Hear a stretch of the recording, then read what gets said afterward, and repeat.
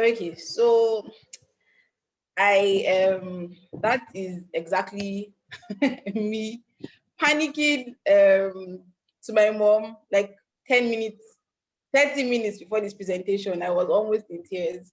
I knew this was going to happen. So yeah. And to be honest, I the only thing I can say as to why I'm an authority in this field, which I'm not by the way, is that I know depression and I know trauma firsthand. And so I have done like some reading, and I like to talk about it with people, not only to hear my voice, but to also see what perspectives people bring to the table. I think I am in this journey of in quotes healing. I've learned more from other people than I have, trying to seek knowledge myself. So I thought I should put that there that I that's what I do. I am just a depressed person who is trying to make sense of her history of trauma. Before we start this, I need you guys to breathe because it's a heavy topic and it can be very heavy for people listening in and having to relate with the topic. And it's also heavy for me myself because every time I have to talk about this topic, I always have to like, okay, rest, just relax and rest and not be in my head and not be in that headspace and that just not be in that headspace all the time. Because when you really talk about trauma and you break it down like I'm about to, you tend to really remember a lot of things. And so I want you, before we start this, I want you to breathe. Like I need you to just breathe. I know you're muted and all of that, but I just need you to take a deep breath and just breathe. So now that we are done breathing, I'm going to tell you what I'm going to talk about. The topic essentially is like noticing the patterns in your behavior that are due to like a traumatic experience, right? But it would be wrong for me to just talk about that without breaking down what trauma really is. And then with that knowledge, you can now say, okay, this is the way I behave. I will touch on how trauma affects relationships, but that is not the bulk of what I'm about to present to you. What I really want is to explain to you in as much detail as I can and as much time this permits what trauma is and how trauma responses look like in relationships, but also what it means to grow forward. Okay, so I will start with this quote by Bessel van der Kolk. So Bessel is he's one of the foremost researchers in everything trauma. He has lectured at Harvard. He has this amazing book, which is, I feel like it's textbook material. It's like primer material for if you want to understand what trauma is. It is not an academic read. It's a simple, it just breaks down trauma for like the layman. And I'm going to explain what this quote means to you because I believe that this quote lays the foundation for everything I'm about to tell you here. So he says, traumatized people chronically feel unsafe inside their bodies. The past is alive in the form of gnawing interior discomfort. Their bodies are constantly bombarded by visceral warning signs. And in an attempt to control these processes, they often become experts at ignoring their gut feelings and in numbing awareness of what is played out inside. They learn to hide themselves, or they learn to hide rather from themselves or from themselves. So I deliberately underlined they learn to hide from themselves because that is for me that's what trauma does to you. So if you had to break down this quote, he said traumatized people chronically feel unsafe inside their bodies. Your body is where you should be able to come home to, where you should be able to say, okay, something bad happened to me, but you know what? I feel safe here. The whole world might be against me, but I have this, I have myself. But the thing about trauma, and we'll get to that, is that it literally it's as much as it is psychological, it is biological. So your body is reacting in all these ways physically that you don't understand. You are releasing stress hormones, your muscles are tense, you're having headaches, all of these things. When you see a trigger, you're not safe in your body. And it says the past is alive in form of gnawing interior discomfort. So the thing about trauma survivors is that they constantly relive the past. I don't care what it is. I don't care if maybe trauma was that you were bullied consistently, or you were raped, or something like that, or something. It could be something as small or as big as anything that continuously stresses you when the source of that stress is removed. And so you're constantly reliving those memories, and their bodies are constantly bombarded by visceral warning signs. So you always have triggers. You probably Somebody used to really bully you, for example. I'm going to use the smallest thing possible, bully you, for example, and you were young. You didn't have the mechanisms to actually stand up for yourself, or to cope with the feelings, of inadequacy. And so you see, for example, maybe the person was always wearing a green uniform, and you see the color green, and every time you see so you're always getting these triggers all the time. And it's like your body is like, I'm not safe, I'm not safe, I'm not safe. And as we go to the slide, go through the slide, you understand this quote in more detail. But your body is always saying, I'm not safe, I'm not safe. And because you can see that it's just a green car, I'm safe. But your body is saying, I'm not safe. Your body just becomes an expert at, okay, Aisha is just panicking again, so never mind, and you don't listen to your gut feeling, which is something that's unfortunate, because our gut feelings are like, it's a gift from Allah. It's like part of your future. So when you dumb that down, there's a huge issue. And they said the last thing is that they learn to hide from themselves. And this is it for me. You just become an expert at just compartmentalizing. You become an expert at, just, you don't listen to yourself. You don't want to face what is the pain. You're constantly hiding from, pain that is inevitable, because life is, it's a test. You're constantly going to be, tested and stressed. So when you are constantly running away from any kind of pain, because you don't want it to take you back to that period where you were really sad and you were in pain, you're hiding from yourself. You don't want to. You find maladaptive ways to cope, and that's what I see that. I feel like that's what most people do.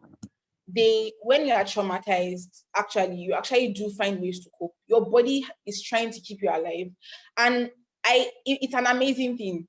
But it's something that as time goes on, you learn to say, okay, this is not right. This is a maladaptive way of coping, and so I am going to grow forward and move forward, and I'm going to learn the right ways to live with my pain and ask my pain what it actually wants from me.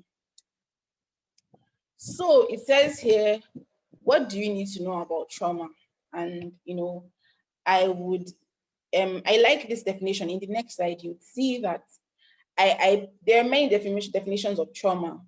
When I was doing my research for this work, you find that even, like, for example, the DSM, is it diagnostic manual?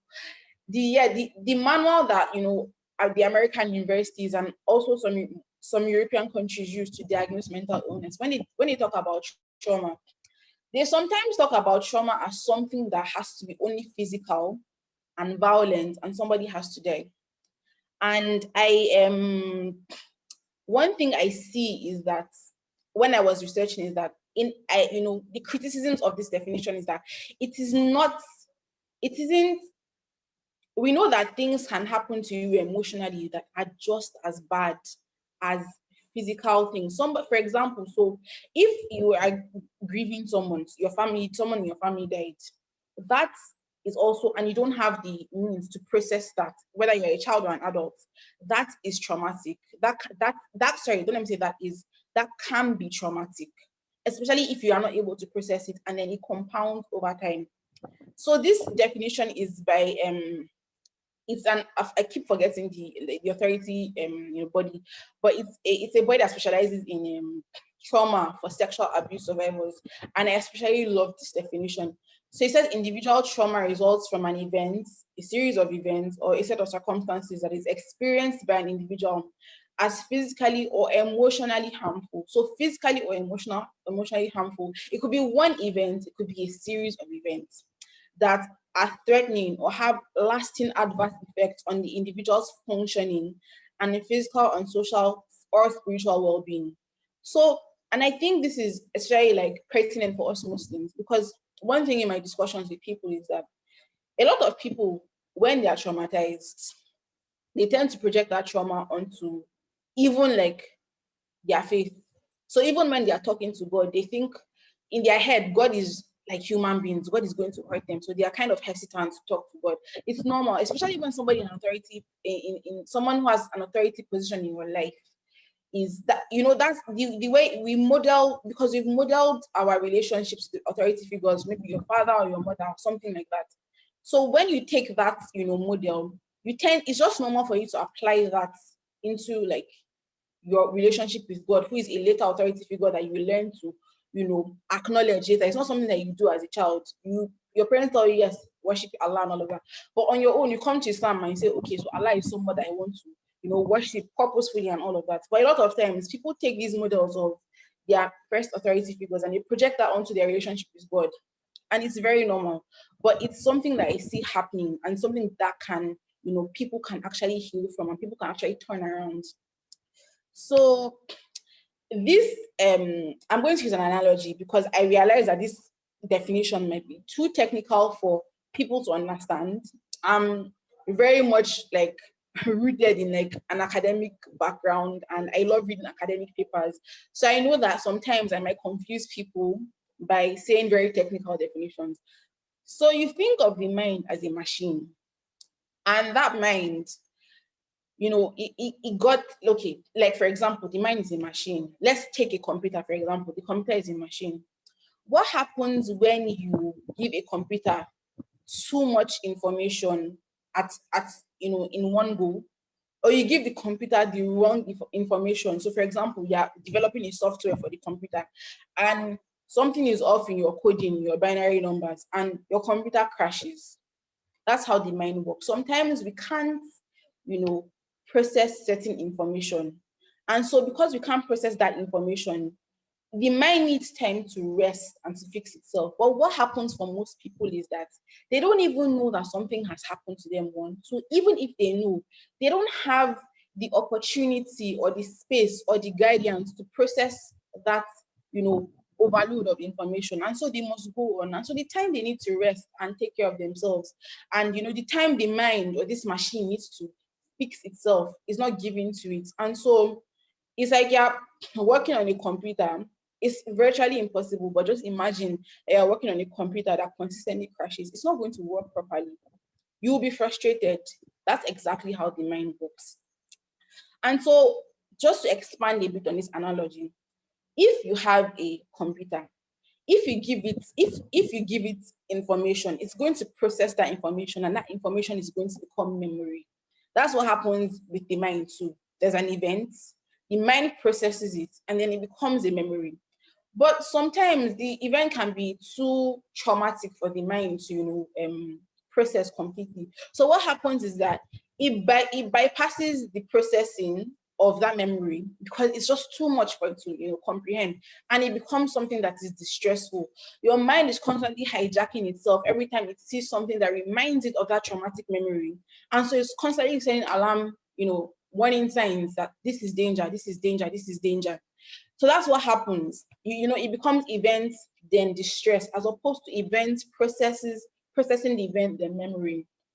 And I just want to say that you being unable to process something because because it was too traumatic for you, it was just too much for you to handle, is not your fault. A lot of times people can't process things because they are too young, or even as adults, they didn't have the space, they didn't have the guidance to like for someone to take your hand and say, okay, I've been through this before, but this is what you can do. You have a safe space with me. You can talk to me. We can walk through this together. I can help you understand, all these things. And that's why when you are trying to break down a traumatic memory and trying to process it, it is best that you do it with a licensed professional that can help you break down that distressing event and feed it to you back in like bite-sized pieces where you're like, okay, this is what happened. So this is a part of what happened. And then you can do this assignment or you can use these certain skills to cope with it. And then you can come back and we can take it when you're ready, when you've really processed it. It doesn't have to be, there's no time frame because healing is not linear. You have, you can come back and you can work with it again. So healing is for as long as it takes. And, so when you have someone doing that, because another thing I forgot to mention is that when you are distressed about an event, a traumatic event, you become, there's something they call hyperarousal, and okay, I forgot the second thing, but there's something they call hyperarousal. Hyperarousal is like the inability to be able to relax, even when there's no sign of danger. So, for example, the example of the person that bullied you and a green uniform. If, for example, you see like the person that bullied you is no longer in your life, that was years ago, but you see a green car and it reminds you of that green uniform, you're tense all of a sudden. These are subtle things. These are not things that all of a sudden you freeze. No, sometimes it could be that you really freeze, but sometimes it could be something tense. You're just tense, you don't really know where, but you just shake it off. That is an example of hyperarousal, where you just can't relax because your body is poised for fight or flight. There's danger. So I need to prepare in case something happens to me. These are like evolutionary hacks that your body just develops just to protect you. And I think it's extremely amazing. I think it's something that if it happens to you, you should acknowledge that that's your body trying to protect you. That's your body being powerful. That's your mind being powerful. And I think it's something that you shouldn't berate yourself for, but be easy with yourself on. So when you have a professional, back to when you have a professional that is helping you process these things, what happens is that you have an event, then there's the clarification and understanding of that event. Then you acknowledge and process the event. That is because sometimes you might understand something, but it might be difficult for you to acknowledge it. And then when you acknowledge and process that event, it becomes a memory. It becomes a core memory that you're able to go back to and not feel as overwhelmed and not feel as distressed when initially you didn't, you couldn't, when you initially, before you had someone to help you walk you through, you could. I don't know if there are chats. I'm just going to check because okay. All right, no chats. So I think one other thing I wanted to say is that researchers and psychiatrists have actually acknowledged that for people that have PTSD, that's post-traumatic stress disorder, which is a kind of trauma disorder, if they have somebody that can just walk them through it, they've acknowledged that the chances of you developing a trauma disorder or any other disorder that is as a result of your trauma is highly lowered because you just have someone that could help you process it.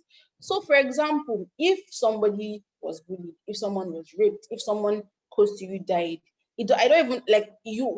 I'm not. These are just examples. What is traumatic to you? And I'm going to break down the differences between what is trauma and what isn't trauma, so you know what is trauma actually. I don't care what it is. If it's causing you distress and the source of that trauma is no longer there and you're having other visceral reactions to this, then that is probably trauma, but you should still see a psychiatrist or a licensed mental health professional. But the thing is that if you have someone that can walk you through these things and walk you through the emotions, it just makes sense that you'll be able to process it. And so the pattern of events, then the stress is eliminated, and then you have events, then you have clarification and understanding, acknowledgement, and then memory. So that just makes sense.